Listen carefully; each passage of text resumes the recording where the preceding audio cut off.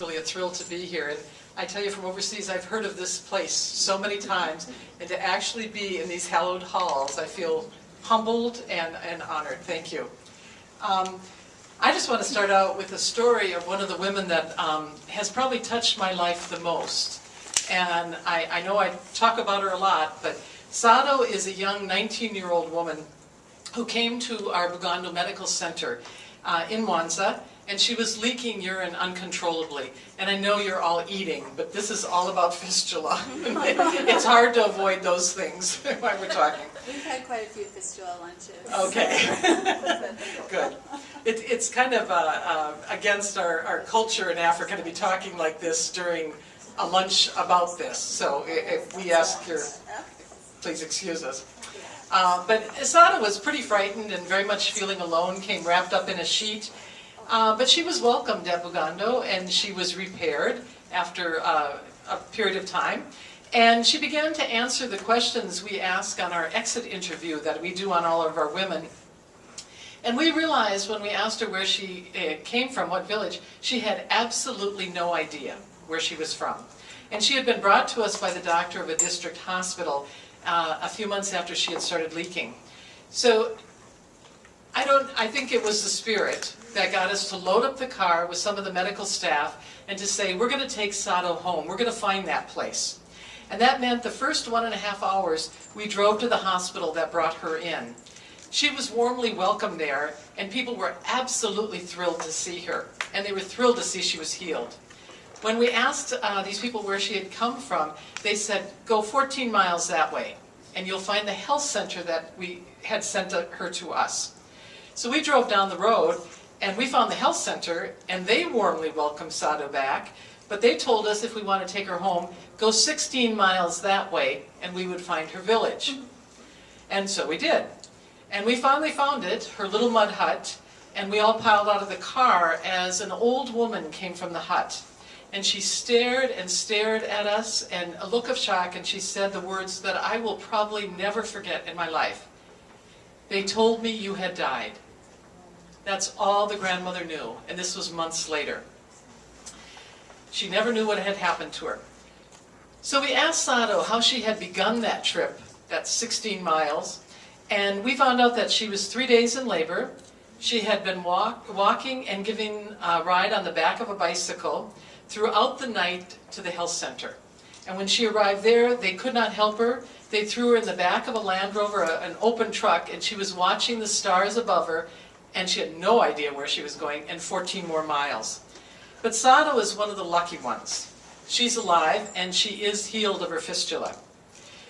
We know that in Tanzania today, 26 women die in childbirth every day. Do all of you know what a fistula is? No. Okay, so I'm going to get a little more graphic. Excuse me. So it's an abnormal hole between the bladder and the vagina which urine flows through uncontrollably. It often happens due to obstructed labor and or obstructed transport. And during that obstruction, the baby's head cannot pass through the birth canal, and so it pushes up against the mother's pelvis and kind of grinds away at it. And it cuts off the blood supply to the soft tissues of the area. Later on, within a few days, these tissues will disintegrate and they will slough out. Okay, now it gets worse. This fistula can also form between the rectum and the vagina. So she's going to lose her feces uncontrollably, same thing. And some women are unfortunate enough to have both of those. And we see many, many women like that. That's the worst part of the whole talk right now. Our project at Bugando Medical Center was formed in 1997 when some of our medical folks began to see these women lying by the side on their trolley and never having surgery. And one of our people saw a young woman who started crying. And he asked her what was wrong, and she said, I've been down here off and on, and I've never had surgery yet. And so he called together a group of medical personnel and said, we need to do something. We have to respond to this. So we began, and we wanted a comprehensive approach to not only do treatment and take care of the women, but we wanted to train doctors and nurses to be able to do the surgeries immediately, and to advocate for fistula women, and to do research through simple data collection. Many projects don't have that priority, but we had such a wide range of people involved, we could do all four of those things. Over 2,600 of our women have had repairs with a 95% cure rate. This can be cured. We advocate through radio announcements, TV programs, and telling our stories in newspapers. We put a radio announcement out, and it basically says, if you are a woman and you are leaking urine or feces due to childbirth injury, please come to us and we will treat you free of charge. And we often have a few men show up too. They're leaking the urine, they're not childbirth injury.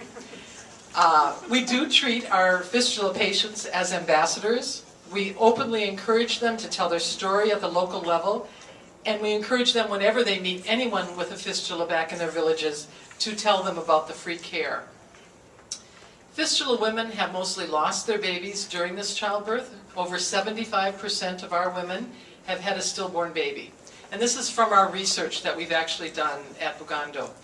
Over 97% of our women have less than a 7th grade education, with 1/3 of them having no education at all. While 40% of our fistulas were formed in the first pregnancy, the rest were in later pregnancies, with over 100 of our women in the 5th or more pregnancy. We often hear that these women didn't attend antenatal clinic.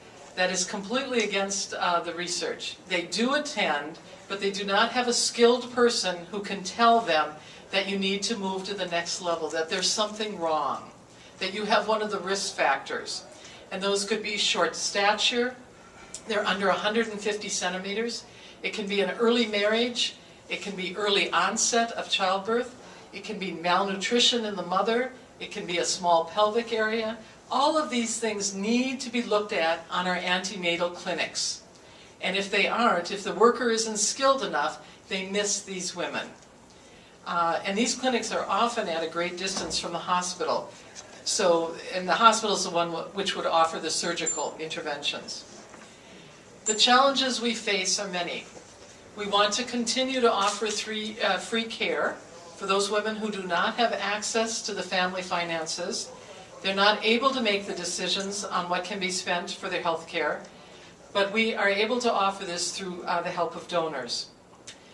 If these treatments are not free, the women would not be served as a priority, which is our goal.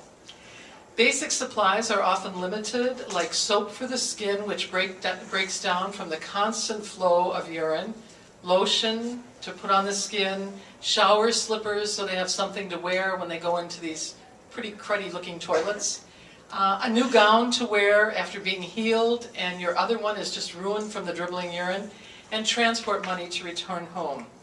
We do outreach and training, which is also very expensive, as well as the radio announcements. After working on the treatment and training level, I've gone back to the grassroots. I was at this hospital where Jacinta is for about 11 years, and now I've moved back out to the villages.